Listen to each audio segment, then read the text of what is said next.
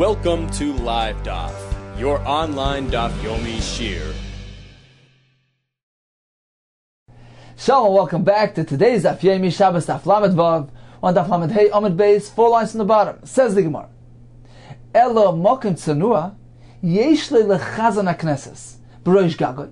The Brisa here is concluding the description of the 6 tkiyos, the blows of the shofar, which would be sounded by the chazan hakneses, as Rashi calls him, the shamash hatzibur, the attendant who would climb up high on the roof to sound the alarm, to inform everybody about the upcoming Shabbos. And the Brisa concludes that he places the shofar up there on the roof. He has a makam tzanua, concealed place there, b'roish gagay, up on the roof. Shesham maniach shofar. There he would place his shofar and keep it there through Shabbos. Why? Why can't he simply bring it home with him through the Rosh Hashanah? Lefi, concludes the Brisa, lefi she'ei metaltalin, one may not move lo yesai shofar v'lo esach hatzotzros. He cannot move a shofar or the trumpets. Why? Because these are items that are muktzah on Shabbos. They are kelim shemelachtam le'isser, that is designated for malachis, to use it to blow, to sound, to make a sound, and therefore it is muktzah. He must leave it up on the roof and go retrieve it afterwards. Says the Gemara, is that so? That a shofar is muktzah v'atani, but haven't we learned in the Brisa? Shofar metaltal. A shofar can be moved on Shabbos, it's not muktzah. V'chatzotzros eina metaltalan. But trumpets are indeed muktzah. So this Brisa differentiates between a shofar, which is not muktzah, and a trumpet, which is. Says the Gemara, Amar Rav Yosi lo kasha. It's not difficult.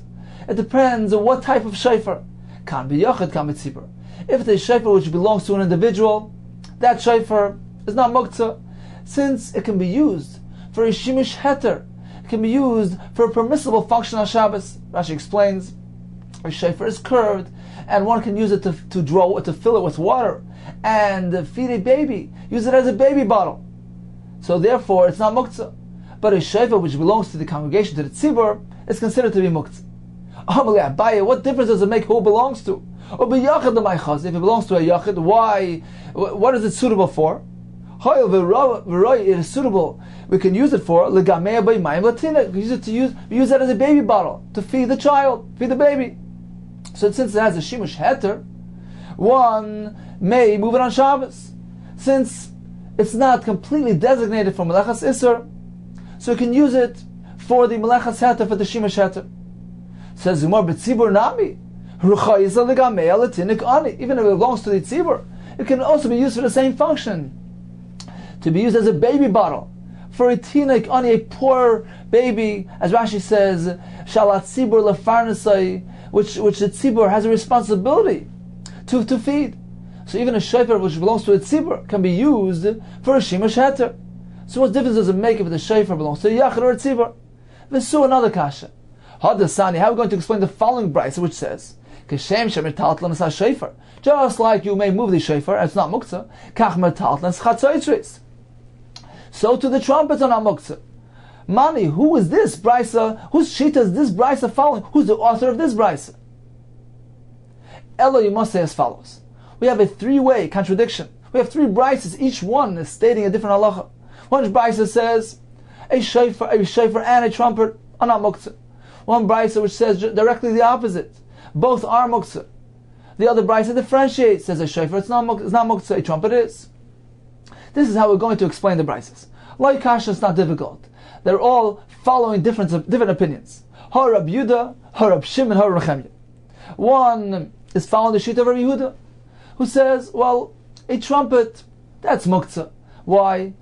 Although one technically perhaps can use it for a shimush heter, can find some permissible function to use it for, but since its primary designation, its overwhelming use, its broad use is for shimush itzer, by and large, the trumpet is used for making sounds, which is isser on Shabbos. Therefore, even if you can perhaps find some sort of shimush heter, it's considered to be negligible in contrast to the overwhelming broad use, which is isser.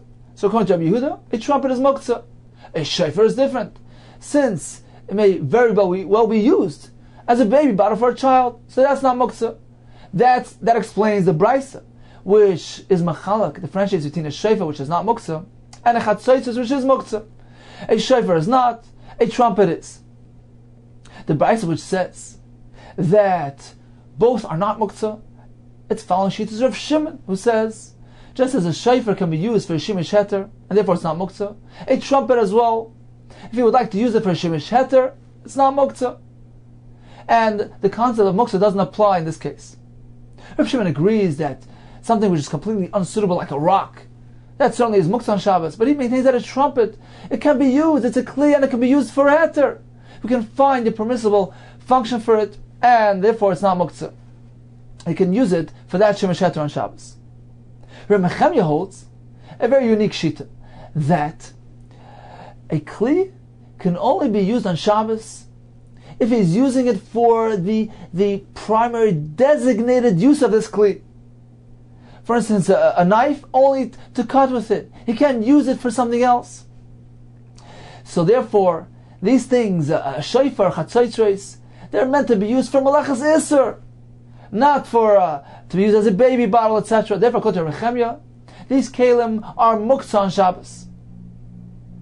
So once again, Rechemya holds that a kli can only be used for its designated purpose. A knife to cut, for instance, food, etc. Something which it's designated for, but not a shofar to be used as a baby bottle, etc. So once again, like Kasha, Harab Yehuda, Harab Shimon, Harab Rechemya.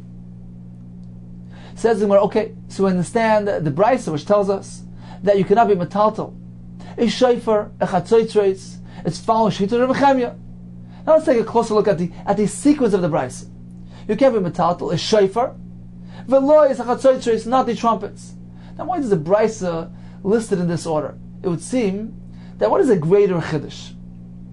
It's a greater chiddush to state that a shofar, which it is used as a baby bottle as well, even that is muktzah on Shabbos, since its primary designated use is for blowing, which is a malacha. So why does the Brisa begin with shofar, which is a greater chiddush? The Brisa should have begun with chatzotzros. Brisa should have said a trumpet is muktzah, and even a shofar.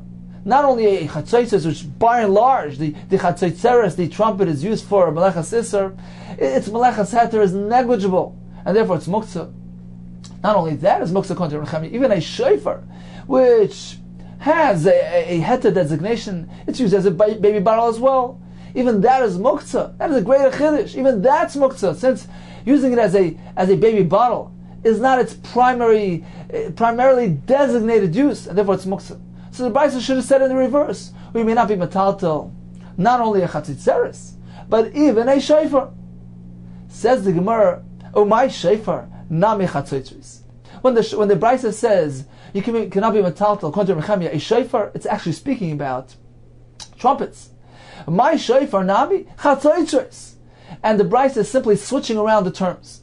Because as Rav Chizda told us, there are some things that their names, the designations, got switched around after the Churban Beis Hamikdash. Before we proceed with Rav Chizda, let's just make a quick summary here of the three Brises, the three Shittas. According to Rav Yehuda, a shofar it can be used for a tashmish heter, but not a chatzotzros, not those trumpets. According to Rav Shimon, both may be used. According to Rav Chemya, both may not be used on Shabbos, since its primarily designated use, its yichud, is for tashmish of iser. Therefore, you cannot use those items for other uses on Shabbos, even if it's going to be a tashmish of heter. So Rav Chizda proceeded and told us that there are three things. Hanit lasmili, these three items, ishtani shmayu, their names were changed, were switched around Mechichar Beis Hamikdash from the time of the Churban Beis Hamikdash. What are these three things? Number one, chatzotzrasa, a trumpet, was given a new name. It was called shofar, a shofar. A shofar, what used to be called a shofar, a horn, was given a new name, chatzotzrasa, a trumpet. So those two were switched around, and indeed that explains the Brisa. The Brisa which says you cannot be metaltal lo yasai shofar, it was really referring to a trumpet, which indeed is a lesser chiddush. And the Brisa concludes not only a shofar, but even a chatzotzros, even the trumpets. But it's not referring to a trumpet, it's referring to a shofar. And that is a greater chiddush. Even that, which is meant to be used also as a baby bottle, is not to be used on Shabbos, is muktzah, according to Rechemya. So once again, the chatzoitzos, the trumpet, were given a name shofar. The shofar was given a name chatzoitzos. L'may nafkamina. What is the difference? What is the halachic ramification of this switchover? Why do we need to know this? It says it's more very simple. A shofar shalosh Hashanah, because on shofar we meant to use a horn. So we're meant to know what exactly is the word shofar referring to. In order to be yotze on Rosh Hashanah, to fulfill our obligation, we need to use the item which today is called a trumpet, which indeed is a shofar. So that's the first item on the list. The second thing was arava, the willow, which was used in the lulav. So what used to be called arava is today called tzafzafa, which is actually a different type of species related to the arava, which is actually not kosher, not suitable to be used in the lulav. Rashi explains the leaves are round, the stems are white. So the term tzafzafa actually originally was referring to a species which is not suitable for lulav, but today it was switched around. The kosher willow is referred to with the word tzafzafa. And tzafzafa, what used to be called a tzafzafa, today is called arava. L'may nafkamina, what is the nafkamina here? The lulav. Simple. What is meant to be put into the lulav? We're meant to use the item which today is called tzafzafa, which is the real arava. Psoira, a large table. What used to be referred to as a large table, as psoira, is called psarta. A large table today is called psarta. Psarta, a small table, which initially was called psarta, is today referred to as psoira. L'may nafkamina, what is the difference here? L'mekech hamemkar. For business transactions, one commits to selling a psarta, in today's terms, he's meant to give him a large table, because a large table today is referred to as psarta. And so, a very interesting pshat, why indeed did they switch these things around? It was meant to make a zikar and a zecher lemigdash. The Gemara tells us that one is meant to make a zecher to keep the Beis HaMikdash fresh in our minds and hearts, and make a memorial for the Beis HaMikdash. Set down a zecher. So, in the time of the Beis HaMikdash, during the Taniyos, during the fast days, they would blow with a trumpet. Today we don't have that any longer. So, instead of having the actual trumpet, we call the shofar by the name of the trumpet. We call it a chatzotzrasa to memorialize the chatzotzos in the Beis HaMikdash. Regarding the arava, we know that in the time of Beis HaMikdash, not only did they take the arava and pick it up together with the lulav, it was actually placed around the mizbeach as well. So it was used as some form of carbon, of akrava. We don't have that any longer. So meant to make a zikaron today, and we call our arava with the term tzafzafa. Why? Tzafzafa it can mean like tziftzif, chirping.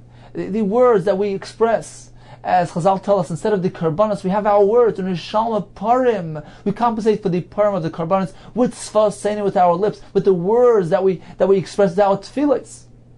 So instead of having the arava, the carbon, the arava that they place around the mizbeach, we have merely tzafzafa. We use our words, our tefillos, which are meant to substitute for those karbanos. And finally, the psara, the large table, today we call it psarta, which means to say that even our large tables are merely considered to be small in reference to our father's table that we're missing. We used to eat off our father's table. We used to eat al shulchan aviyam, the Beis HaMikdash, the mizbeach. We were sustained by our father's shulchan. So today, even our large-sized table is merely referred to as a psarta, a small table. And by doing so, we memorialize, we remember, we make a zikaron, a zeichel lemigdash, to the shulchan, to the large table, the true large table, the table of our Father, which we experienced during the presence of the Beis HaMikdash. So we have three items whose names were switched around. Amar Abaye, I'm going to add another one. Af anu noimar, huvlila bekasi avlila. Rashi explains this is referring to two organs in the animal, part of the digestive tract, and the uvlila was the hemses. This was a circular compartment. One of the it was near the Beis HaKoises. Rashi says it aided in the digestion of the food. And this hemses, this huvlila, had one lining. There was another compartment called Beikasi, Beis HaKoises, and that had a double lining.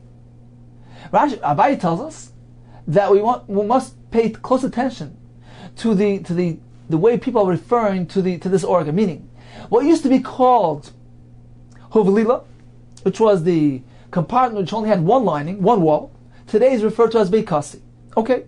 What used to be called Beikasi, which had the double lining, today is called Hovlila, which is the same word referred to the single line compartment of the old days.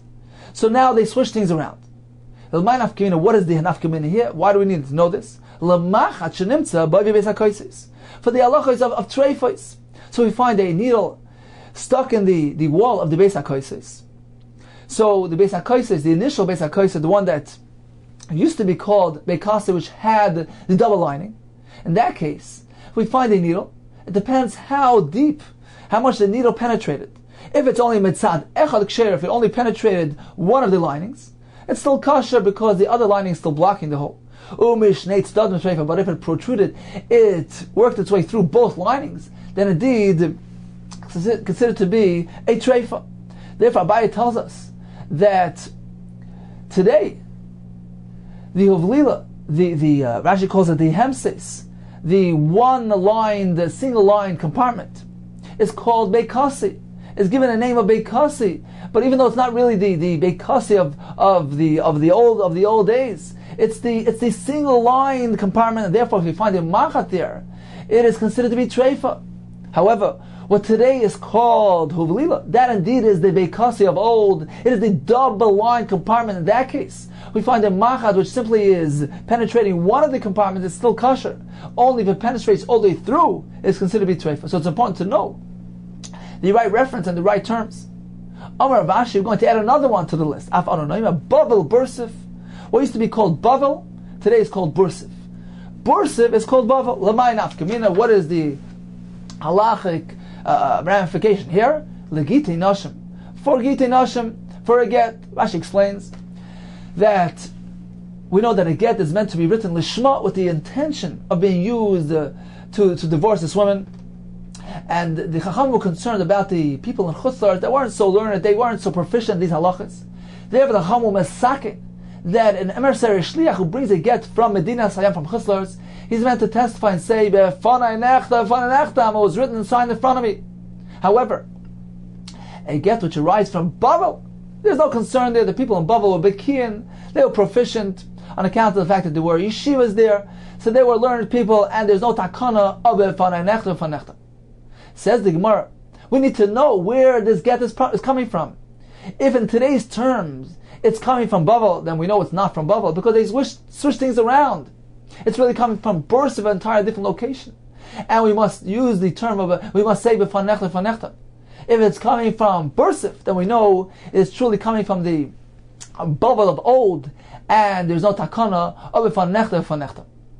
Taisus has Rashi brings another pshat. He says that there's another nafkamina, legite nashim, for the name of the city. We want to know exactly where the people reside, because in the get we record the name of the city, of the ish, of the isha. So we want to know exactly what city it is. We want to write the city that they're residing there now. Meaning, if they're residing in Bavel, so in today's terms, we're meant to refer to it as Bursif. If they're residing in the Bursif of old, we're meant to record in the get the name of Bavel. Taisa says, Ein nira l'Rashi. He disagrees with Rashi because Bavel is the Shem Medina, the name of the entire country or province. It's not the name of the city. And in a get, we never record the name of the Medina. We only record the Shem of the year. So it's not relevant for recording in the get itself. The Rashash points out that indeed Bavel had two references. It referred to the Shem of the Medina, the entire province, entire country. But there was also a city. It was actually a city that was called Bavel. So indeed, when Rashi says that Bavel needs to be recorded in the get as describing the name of the city where they reside, indeed he's referring to the Bavel, the city of Bavel, not the Medina of Bavel. Hadar Allah b'Mem Atlikin continues the Mishnah. Kira she'isukah b'kasha ugvava. Now, a short introduction here. The Mishnah, the Sugi here is going to be discussing not Malachas Deraisa, not Bishul, which is a Issa Deraisa, a biblical prohibition, but rather we're going to be discussing Isur D'Rabbanan, specifically the Gzera of Shama Yechata, we discussed this earlier, the Chacham were concerned that if there is a pot with food on a flame on Shabbos, he's going to go ahead perhaps and stoke the flame, stir the coals to hasten the cooking process, to expedite the cooking. And therefore that would certainly be a malacha. That's a malacha of mavir. He's igniting the fire. So Chacham applied all types of restrictions and guidelines in order to avoid, to allay the concern that somebody will go ahead and be machata begecholim, who will stir the coals on Shabbos. Continues the Mishnah. Kira. This is a certain type of stove. Rashi says it was formed like fashioned like a keder, like a large pot, a tub, and they would place inside this kira. They would place the fuel, the wood, etc., and they would place the pot of food in there as well, or on top of it, to cook. So the Mishnah gives us various guidelines with regard to the Gzera of Shama Yechata. Says the Mishnah, it depends. It depends what type of fuel is being used. It depends what is being cooked. It depends in what type of format. Is he merely leaving it there? Is he taking it off and putting it back? There are different guidelines. There are different details regarding the Gzera Shama Yechata, when it applies and when it doesn't apply. Continues the Mishnah, Kira Shesikua Bekasha Begvara. So you have this kira that was fueled using flimsy type of fuel, kash, straw, begvava. Rashi says ishtubla, stubble, some sort of hay or wood chips that were gathered from the field. So these types of fuel, they burn out. They don't leave coals. There's no concern of Shama Yechata. Once the fire subsides, there's nothing to stir. So indeed, if he used these types of fuels, kira sheyisikua bekasha begvava, noisnim aleh tafshel, he may place a tafshel food on the stove. There's no concern that he's going to go ahead and stir the coals, because there won't be any coals present. Begefes or be'etzim, but if he uses a higher form of fuel, gefes, be'etzim, so etzim is wood, gefes is the pulp of the crushed olives or crushed sesame seeds. So these types of fuel, they provide heat, they form into coals, and they last longer. They're more enduring types of fuels. In this case, there's a concern that he might go ahead and be machata begecholim lo yitin achi yigroif or yachitin a sefer. In this case, he may not place the food on the stove until he addresses the concern of Shama Yechata. How's he going to do that? He can't leave these coals out in the open, exposed. He must do one of two things. Achi yigroif, until he shovels them aside. Some say means that he completely removes them removes them from the kira. Some say that he pushes them over to the side, away from the pot. That's achi yigroif. He shovels them. Or he has another option. Achi yitin sefer. He places some ashes over these coals. By doing so, he cools them off. He demonstrates that his lack of an interest in stirring them. So that is a heter that would allow him to leave to have the food remain on the stove. There's no concern that he's going to go ahead and stir these coals. Now, what is he placing on the kira? Is it food? Is it liquid? We have a machlokes b'sham misil. B'sham oimrim. This discussion only pertains to chamen, hot water. Avaloi tafshel, but not to food. Why? Indeed, what is the difference between chamen, hot water, and a tafshel and food? Because a tafshel requires much more effort to get it cooked. And therefore there is a concern that he's going to interfere with the process. He's going to hasten the proceedings by stirring the coals. However, chamen, hot water, it doesn't require much to get it fully cooked, and therefore according to Beis Shammai, there is a difference between the two. This allowance to have something placed on the stove, whose coals were shoveled or covered with ashes, this applies merely to chamen, but tafshel does not have that allowance. Now Tosfos points out that Beis Shammai's prohibition applies even to a tafshel which was in special called tzarka, which was fully cooked.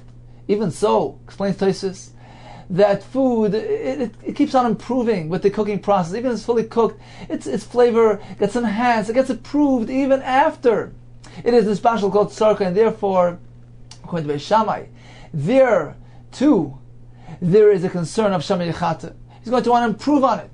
However, with regard to cham and hot water, once it cooks, there's no improving on it. Therefore, there's no concern of Shamei Chata by chamen. Continues the Mishnah. So that's Beis Shammai Shita. Chamen avalei tavshel. Ubeis Hillel Aimrim, chamen v'tavshel. Both may be placed on the kira. There's no concern of Shamei Chata because he shoveled away the coals or he covered them. Concludes the Mishnah, one more machlokes between Beis Shammai and Beis Hillel. Beis Shammai Aimrim, noitel avalei machzirin. Once you remove the pot off the stove, you cannot return it. You cannot actively place a pot on a kira on Shabbos, even if the coals were covered or shoveled away. Why? Because he's actively involving himself in the cooking process. Rashi says it's mechzikim avasha. It looks like he's cooking something. Other Mepharshim explain because when the pot was off the stove, perhaps it cooled down a bit, and when he's going to go and put it back, he's going to see that it's cooled off. He's going to want to reheat it again. There's a concern of a malacha here. So according to Beis Shammai, once he removes the pot, he cannot return it back to its original location. He can even return it to the kira, provided, once again, that the coals were shoveled or covered over with ashes. So in summary, the Mishnah is discussing the concern, the gzer of Shamei Chata. We're discussing a kira, some type of stove. May one have food on it throughout Shabbos? The Mishnah begins, it depends what type of fuel we're using. If we're using those flimsy kash v'gvava that die down, as soon as the flame dies down, they're gone, they don't generate any coals, there's no concern, Shamei Chata, and that is mutter. If he's using more significant forms of fuel like the gefes and the eitzim, which form coals, in that case, says the Mishnah, you must address those coals, you must shovel them away, you must cover them to indicate your disinterest in getting involved in stirring them. We have two disputes between Beis Shammai and Beis Hillel. According to Beis Shammai, this allowance is only for hot water. Tavshel does not have this allowance. According to Beis Hillel, it applies to both. And finally, Beis Shammai tell us, you may not actually place something on the kira, you can't return something which you took off. According to Beis Hillel, you may be machzer as well, provided once again that you address those coals by shoveling them away or covering them over. Continues the Gemara, Iboilu, they had a shaila. Now a small introduction perhaps is in place here. We learned earlier in Masechah Shabbos that we do allow one to leave food by the coals, pot in the oven, provided that it's fully cooked. In that case, there's no concern of Shamei Chata. Or if it's raw, in that case as well, there's no concern that he'll go stir the coals. Because in both cases, he has no reason to do so. If it's fully cooked, there's no point. If it's raw, he's Mesiach Das. He knows it's not going to be edible until perhaps tomorrow. If so, there's no point in meddling. The Gemara told us the gzera of Shamei Chata, the concern that he'll go get involved in expediting the cooking process, is only when it's bashal, it's partially cooked. In that case, he's going to want to hasten the process by stirring the coals and stoking the flames. Now, we learned that according to Chananya, even if the food is a third cooked, you've cooked it up to the point that it's a third of its normal cooking time, at that point, according to Chananya, there's no concern of Shamei Chata. Why? Because it's considered to have been rendered edible. That is called a machol ben drusoi. Ben drusoi was this bandit who would eat his food in this manner due to these uncertainties of his profession. So evidently it's considered to be sufficiently edible. It has a din of mevushal, and therefore it has the same halacha of mevushal called tzarkoi. One may place it near the coals, in the oven, etc. There's no concern of Shamei Chata. That was the sheet of Chananya, which we discussed back on Daf Yomi. And the Mishnah there seemed to be following that sheet of Chananya, that one may have food present on top of a stove, in an oven, air cold, etc., when the food was a third cooked. There's no concern of Shamei Chata. So the Gemara here wants to know whether our Mishnah is following in accordance with that opinion as well. Whether shehiyah, having something remain on a stove over Shabbos, is allowed when that food item has already been a third cooked. So what is the discussion in our Mishnah? Is our Mishnah discussing Shehiyah and providing all types of restrictions and guidelines? And apparently, our Mishnah is not following Hananya, who allows Shehiyah without any restrictions. Or is our Mishnah discussing a different topic altogether? The Mishnah is discussing placing something on a stove, Chazara. After you remove the pot, can you put it back? Can you return it to the stove on Shabbos itself? That's a more stringent form of activity. That's actively getting yourself involved in the cooking process, placing something on the stove. And that's why we have all these types of restrictions of covering, of shoveling the coals, because he might come to get more actively involved in the process by stirring the coals. Or as Rashi says, because it looks like he's cooking something on Shabbos. So let's take a closer look at our Mishnah. Is our Mishnah discussing Shehiyah and is opposed to Chananya's heter? Or is our Mishnah discussing Chazara and it's unrelated to Chananya? Shehiyah, that surely is allowed according to the Shita of Chananya, in accordance with the Shita of Chananya.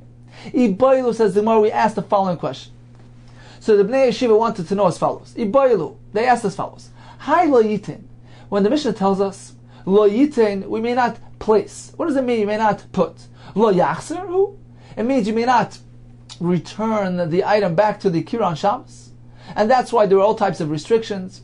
You may not do so unless you cover the coals, you shovel them away. Because Chazara has all these types of concerns of Shemei Chata. Avo lishris, but merely to allow it to remain on the stove from before Shabbos. You place it there before Shabbos, it's just sitting there on Shabbos, that's called Shehiyah. Mashin, that is allowed, even though the coals were not shoveled away, and they were not covered with ashes. Kata means is a lashon of afer, that the coals were not covered with afer. So even though it wasn't garf, it wasn't shoveled, ve'inu wasn't covered with ashes, Shehiyah is allowed. Umani, who is this following? Whose shita are we concurring with? Chananya, the Tanya Chananya Aimer. Kol shu k'macha b'drisoi, when we have food which is already a third cooked, mutar la'ashoyse al gabekir, it may remain on top of a kira throughout Shabbos. Aval pi she'enei gorov ve'enei katan. So is this Mishnah following Chananya or not? So one side of the coin is yes. This Mishnah concurs with Chananya. Shehiyah is mutar. In the case when it was the third cook, there's no concern of Shemei Chata. The restrictions of our Mishnah are referring to an entirely different topic, a din of Chazara, when one decides to return the pot onto the Kira on Shabbos. That's more stringent. And that requires Grifa and Ktima. Oidilma, the other side of the coin is no. Our Mishnah disagrees with Chananya. Our Mishnah is discussing Shehiyah, and it provides all these guidance for Shehiyah as well. You may not just, there's no blank check for Shehiyah. You must remove the coals, you must cover them. And this does not agree with Chananya. When the Mishnah tells us, Lo yitin at she'igrif, you may not place until you shovel away. We're discussing Shehiyah. You may not even have it sitting there from before Shabbos. V'igor v'katum in, if it was shoveled and covered, yes, that's allowed. But otherwise it's not allowed, and this does not concur with Chananya. So Shehiyah is not allowed. V'kolshkein lahachzir, certainly, of course, actually returning a pot onto the stove, that requires shoveling or covering. So we're not sure, is our Mishnah discussing Shehiyah and is opposed to Chananya's heter, or is our Mishnah merely discussing Chazar and has nothing to do with Shehiyah? Shehiyah certainly is allowed in accordance with Chananya's shit. Tashma, come and listen. Let's take a closer look at our Mishnah and see which way it reads. Midik tani trei bavi b'mas nisan. Let's take a look at the latter part of the Mishnah, which brings for us two disagreements between Beis Shammai and Beis Hillel. Beis Shammai oimrim chamen avloi tafshel, that the halacha of the Mishnah pertains to hot water, strictly to chamen, and not to tafshel. Or Beis Hillel oimrim chamen v'tafshel, even to tafshel as well. We have another machlekes. Beis Shammai oimrim noitl avloi machzir. Once you take it off the flame, once you take it off the stove, you may not return it. Or Beis Hillel oimrim af machzir, you may also return it, provided you complied with the instructions, you shoveled, you covered the coals. Says more, let's analyze the Mishnah. What is the Mishnah discussing? Shehiyah or Chazara? It's all good and well if the Mishnah is discussing Shehiyah. If so, this is how the Mishnah will read. The Mishnah begins, so the stove which was fueled using these flimsy, short-lived types of fuels, Indeed, one may have a food item sitting on this stove from Erev Shabbos. It may be present there throughout Shabbos. There's no concern of Shamei Chata when it is fueled with Gasha Gvava, which don't create coals. There's no problem. Big Gefes of Eitzim, however, Gefes and Eitzim which do produce coals, Lo Yisha, in that case, he cannot do Shehiyah. He cannot have something remain on the stove even from before Shabbos. He cannot have it sitting there on Shabbos. Until he shovels or places the ashes on them. And the Mishnah continues with regards to Beishamai B'Sil, Umayin Mashim. So we allow him to have something present on his stove, provided he shoveled, he covered. What exactly is he having there? What exactly is sitting on the stove? Umayin Mashim. This only pertains to hot water, which doesn't have the concern of Shamei Chater as much as Tafshil does. Avaloi Tafshil, certainly Tafshil can't, even if you shoveled or covered. Once you've shoveled and covered, you've addressed the coals properly, you may be Mashe, Chamin, or Tafshil. So Shehiyah is allowed by Chamin and Tafshil as well. So that's the first machlekes. The Mishnah proceeds with another machlekes. Just as they have a machlekes regarding Shehiyah, Peligi nami b'la'achsir. They also have a machlekes regarding Chazara. That a person has a kira. He addresses the coals, he shovels them, he covers them. Nevertheless, Beishamai say, only Shehiyah is allowed. But Chazara is not allowed. That's an active Maisa. He's going to place something on the stove. There's a concern there. He can't do it. No. Once he addresses the coals, Af Machzir, even Chazar is allowed. So, according to this approach in the Gemara, the Mishnah indeed is discussing Shehiyah. And let's take a look again at the various clauses of the Mishnah. The Mishnah began with a kira which was fueled using kasha gvava. One maybe mashe. Shehiyah is mutter in this case. Shehiyah again means that he leaves the food from Erev Shabbos on the stove. So if he's using merely kasha gvava, there's no concern of Shamei Chata throughout Shabbos. However, gefes ve'etzim, which produce those coals, in that case, even Shehiyah is asur, unless he goes and addresses those coals. Yigroif, Yitanefer, he shovels them, he covers them with ashes. The Mishnah proceeds with another halacha regarding Shehiyah, another detail. What can be left remaining on this stove throughout Shabbos? This heter of Shehiyah, what does it pertain to? According to Beishamai, it's very restrictive, only to hot water, or not to tafshil. According to Beisil, it applies to hot water and to tafshil as well. And the Mishnah concludes with another machlekes, this one regarding chazara. So according to Beishamai, even if he shoveled or covered those coals, chazara is not allowed. According to Beisil, chazara is allowed. So according to this approach in the Gemara, the Mishnah indeed is discussing Shehiyah, and is not concurring with Chananya. The Mishnah gives us various instructions and restrictions regarding Shehiyah as well. You must address those coals. You must cover them and shovel them. Cover them or shovel them. So according to this approach, the Mishnah is discussing Shehiyah. Continues the Gemara. Elei amris lahachsitnam. However, if you propose that no, you're misinterpreting the Mishnah, you must interpret the Mishnah differently. Shehiyah is mutar in accordance with Chananya. The Mishnah is not discussing Shehiyah. There's no din to remove coals when he's merely doing Shehiyah. The Mishnah is discussing Chazar, which is more stringent than Shehiyah. But if you would like to propose that our Mishnah is discussing Chazar, not Shehiyah, and indeed our Mishnah concurs with Chananya, Shehiyah is mutter regardless. There's no need to shovel the coals by Shehiyah. It's only by Chazar. If so, let's take a look at the Mishnah. If so, this is how you're going to have to read the Mishnah. Let's start again from the beginning. So the stove which was fueled by kasha gvava, again we're discussing chazar. So chazar is allowed on this type of kira. One may return the pot onto the stove on Shabbos, because kasha gvava don't generate coals. There's no coals to stir. The Mishnah continues. Tafshil. The Mishnah continues. But if he's using those fuels which generate coals, lo yachser, he may not actually return the pot onto the stove unless provided yigra until he shovels, or efer until he covers it with ashes.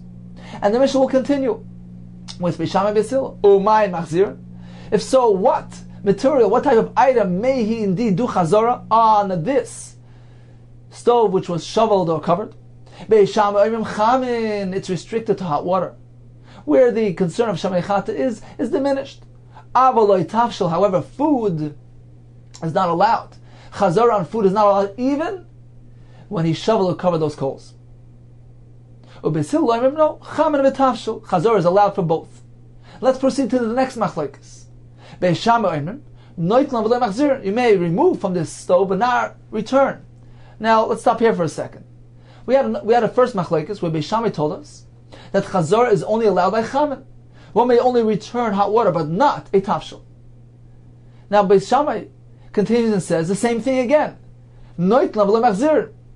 One may not return a tafshel. Evidently Beishamai is speaking about a tafshel, because chamin they allow, right? So Beishamai say Noitlan v'lo machzir, you may not return. What are they speaking about? Food, a tafshel. They've already said that. They're merely repeating their own words. Again, Beishamai Noitlan v'lo machzir, or Beisil loim af machzir. You may even return. What's the point of repeating the same machlokes again? Sulamali. This seems to be merely a repetition of the first machlokes. Once again, the discussion was chazor. Beishamai told us chazor returning is only allowed for hot water, not for food. Beisil say it's allowed even for food. And the next machlokes comes and says the same thing. Beishamai says chazor for food is not allowed. Beisil say chazor for tafshel is allowed. It seems to be a mere repetition. So we have difficulty interpreting the Mishnah to be referring to chazara because the wording won't work, the sequence won't work. We won't understand why the Mishnah needs to quote to present both disputes of Beishamai and Hillel one after the other when they simply seem to be repeating themselves. Let's stop once again at this point and analyze the wording of the Mishnah in view of this most recent proposal. So the Gemara proposed that the Mishnah is discussing chazara. The Mishnah is not discussing shehiyah, because shehiyah is allowed according to the sheet of Chananya, and we concur with Chananya. The Mishnah is discussing chazar, which is more stringent. And therefore the Mishnah begins by telling us a kira which was fueled using kasha gvava, chazar is allowed. However, gefes ve'etzim, chazar is not allowed, unless he shovels or covers the coals. The Mishnah continues and proceeds to tell us what food items are chazar allowed for. According to Beishamai, only chamin and not tavshel. According to Beisil, both are allowed, chamin and tavshel, because he shoveled the coals, or he covered them. But the difficulty will be, what's the point of the next machlokes, which seems to be a mere repetition? Once again, Beishamai says chazar is not allowed by tafshel. Beisil says chazar is allowed by tafshel. You're repeating yourself. This can't be pshat in the Mishnah. Continues the Gemara. You know what? Let's stick to this approach, but we'll make a minor change. La'olam emlach, certainly, I'll tell you as follows. The Mishnah is discussing chazara and not shehiyah, because the Mishnah concurs with Chananya that shehiyah is mutter even without shoveling or covering the coals. The Mishnah is discussing chazara, which is more stringent. You must interpret the Mishnah as though it's missing some words, and this is how you meant to read it. Let's start from the beginning once again. We have the stove which was fueled using the kash and the gvava, those flimsy materials. The Mishnah is discussing chazara. Chazara is allowed on this kira. Why? Because the kash and gvava don't contain the coals, and there's no concern of stirring those coals. So chazara is allowed. However, begefes ube'etzim, if he used gefes and eitzim, the pulp and the wood, which generate those coals, lo yachzer, in that case chazara is prohibited, because putting an item back on this stove on Shabbos carries the risk. There's a concern of Shamei Chata b'Gechol. So you may not do so unless he shovels those coals away and he covers them with ashes. By doing so, he cools them. He indicates his disinterest in getting involved in those coals and stoking them and stirring them. So once again, we're discussing chazara. These restrictions pertain to chazara, which is more stringent than shehiyah. Avo, but this implies lishes mashin. However, to merely have something sit on the stove from before Shabbos, shehiyah is allowed. Avo b'she'enei garaf ve'enei katav, even without shoveling and covering. And the Mishnah continues, umahin mashin. If shehiyah is allowed, what is shehiyah allowed 4. What item? We have machlekes b'sham v'sil. B'sham oimim chamen avlei tafshil. Hot water, that's okay. Shehiyah for hot water is okay, even without shoveling or covering the coals. But not tafshil, avlei tafshil, which requires more cooking, and there's a concern of shamei yechata, even by shehiyah. U'b'sil oimim chamen v'tafshil. Shehiyah, that's mutter, even by chamen, even by tafshil, even if there's no grief or k'tim, even if there's no shoveling or covering those coals. And indeed, this concurs with Shitas Chananya. Beis Hillel is in line with Chananya, who allows shehiyah even without shoveling or covering the coals. And the heter applies to anything, hot water or food. And the Mishnah will proceed and conclude with another machlekes, which relates back to Chazara. V'ha Chazara d'amrilach. So going back to Chazara, which was discussed in the beginning of the Mishnah, this discussion, this allowance to actually return the pot back to the stove, provided that he addressed those coals, he shoveled or covered them. This heter, this allowance, it's not acceptable on all. Not everybody agrees with it. There's actually a dispute between Bisham and Bishil. There's no heter to be machzer, even if he addresses the coals, even if he shovels them and covers them. There's no allowance to do chazara. We discussed this many times. Chazara is more chomer, it's more stringent. It's a maisa, it's mechzikim avashel. Perhaps the food was cooled off and he's going to reheat it when he brings it back to the stove. There's no heter of chazara, even when the coals were shoveled or covered. This allowance, this shoveling and covering of those coals, allows him even to return the pot to the oven. So let's take a closer look at the Mishnah again in view of this most recent interpretation. The Gemara maintains indeed that the Mishnah is in line with Chananya, because shehiyah is mutter.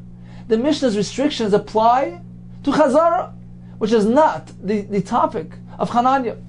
And the Mishnah begins with a kira that was fueled using kasha gvava. Chazara in that case is mutter.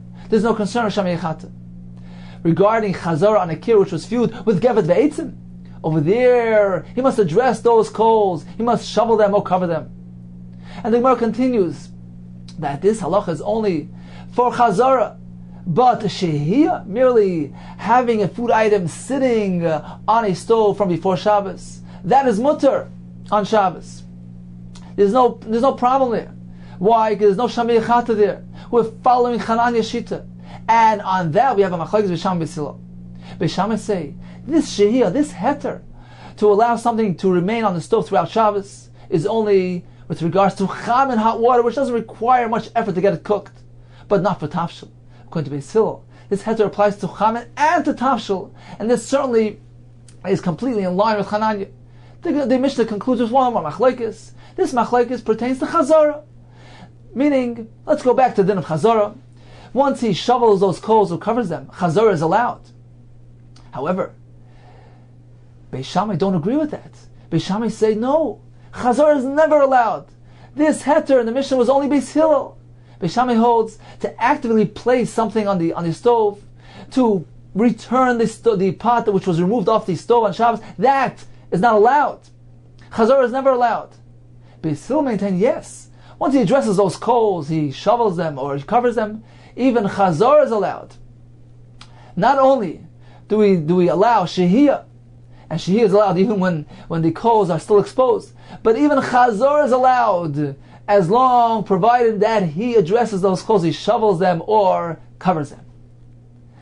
Okay, so it's time for a Chazara on today's daf. We began discussing the concept of muktzah with regard to a shofar or to a trumpet. We have 3 shittas. We have Rabbi Yehuda, we have Rabbi Shimon, and Rabbi Nechemia. Rabbi Yehuda differentiates between the shofar and the trumpet. He says a shofar is also meant to be used as a baby bottle. Therefore, one can use it for that purpose on Shabbos. A trumpet, by and large, the vast majority of its designation is for Melechas Isser, and therefore it cannot be used on Shabbos. Rabbi Shimon says both items are not muktzah, may be used for a Melechas Heter on Shabbos. L'tzorech gufay, he can use it if he needs it for a Melechas Heter, for a Shimush Heter on Shabbos. Reb Nechemi says just the opposite. Reb Nechemi maintains that a kli may not be used unless it is for its specifically designated purpose, specifically designated function. However, a shofar, a trumpet, is not meant to be used. It's not designated for uses other than its primary use.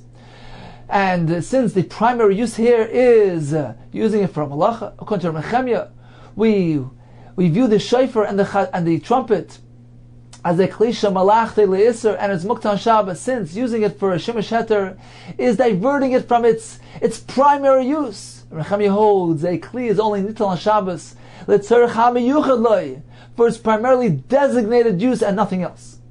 The Gemara continued with various phenomena, various items, names that were switched around: shofar and chatzotra, arav and tzafzafa, psar and psarta, hovlila and bekasi, that was regarding treifus, and bavel and bursa, the names of those locations, which had a halachic effect on the halacha of a get.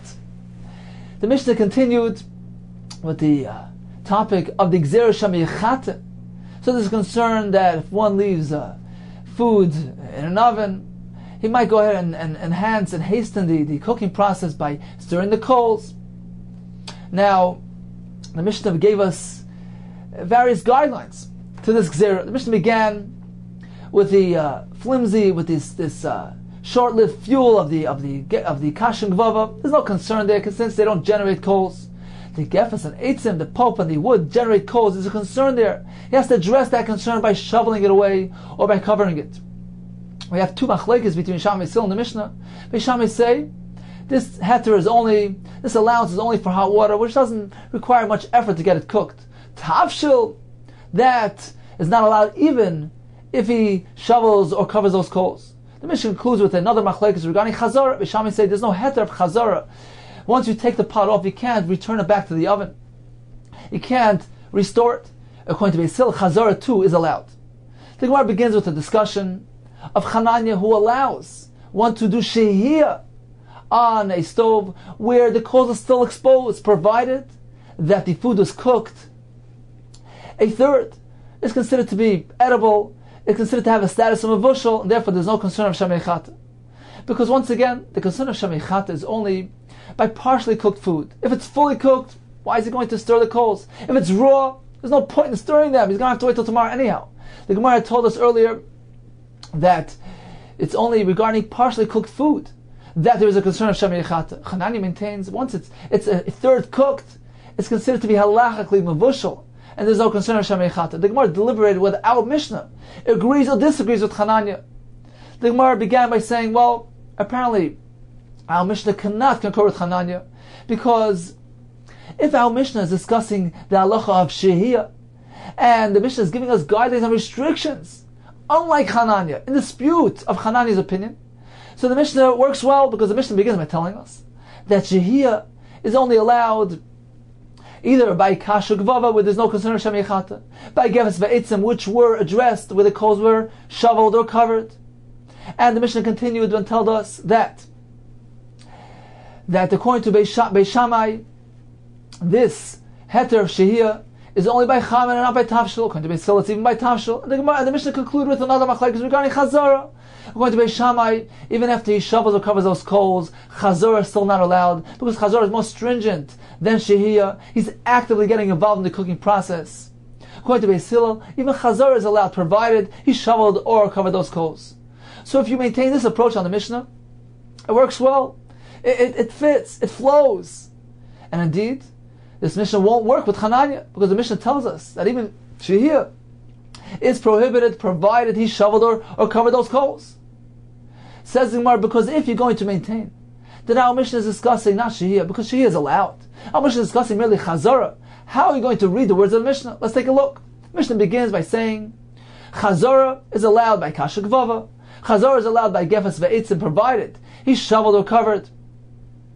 Chazara is allowed, according to Beis Shammai, only by chamen and not by tavshil. According to Beis Hillel, by both. And the Mishnah concludes with a very strange sounding machlekes, where Beis Shammai says, chazara is not allowed by tavshil. Beis Hillel says chazara is allowed by tavshil. That is a repetition of the first machlekes. The Mishnah is merely repeating itself. It can't be that that's how the Mishnah is meant to be read. So if you say the Mishnah is discussing Chazara because Shehiyah is allowed, and according to the Hananiah Shita, the Mishnah is discussing Chazara which is more stringent, and that's why we have restrictions, the Mishnah won't read. Says the Gemara, finally, yes. Let's approach the Mishnah differently. Let's view it with some missing words. The Mishnah indeed is discussing Chazara. The Mishnah begins by telling us Chazara is allowed by Akira if it was fueled with Kasha Gvava that don't present a concern of Shamei Chata. Chazara is allowed by Akira which was fueled by Gevas Va'etzim, which do present a Chashash of Shamei Chata, but by shoveling or covering them, that allays that concern, that diminishes the concern of Shamei Chata. But this is all regarding Chazara. Shehiyah, that's allowed. One may leave a food item sitting on a stove throughout Shabbos, from Erev Shabbos, once again provided that it was at least a third cooked. That's allowed, even without shoveling or covering the coals. And the Mishnah proceeds, giving us another detail regarding Shehiyah. There's actually a machlokes. Beis Shammai holds Shehiyah is only allowed regarding Chamen. Beis Hillel say Chamen and Tafshil are allowed by Shehiyah. And the Mishnah concludes back with Chazara. This halacha that Chazara is allowed when the Gefetz V'Eitzim were shoveled or covered. You should know that's only Beis Hillel. Beis Shammai say no, Chazara is never allowed, even if he addressed the coals, because Chazara is a more active Maisa. It's actively getting yourself involved in the cooking process. It's different than merely Shehiyah, which is just a passive act. However, Beis Hillel holds even Chazara is allowed. If one removed the pot from off the stove, and he's allowed to go and return it on Shabbos itself, provided that he addressed those coals, he shoveled them, or he covered them, which mitigates the concern of Shamei Chata. However, regarding Shehiyah, according to Beis Hillel, Shehiyah is allowed even by Tafshil, not only by Chamen. Chamen and Tafshil can remain sitting on the stove. There's no concern of Shamei Chata, and indeed, this concurs completely with the opinion of Hananiah.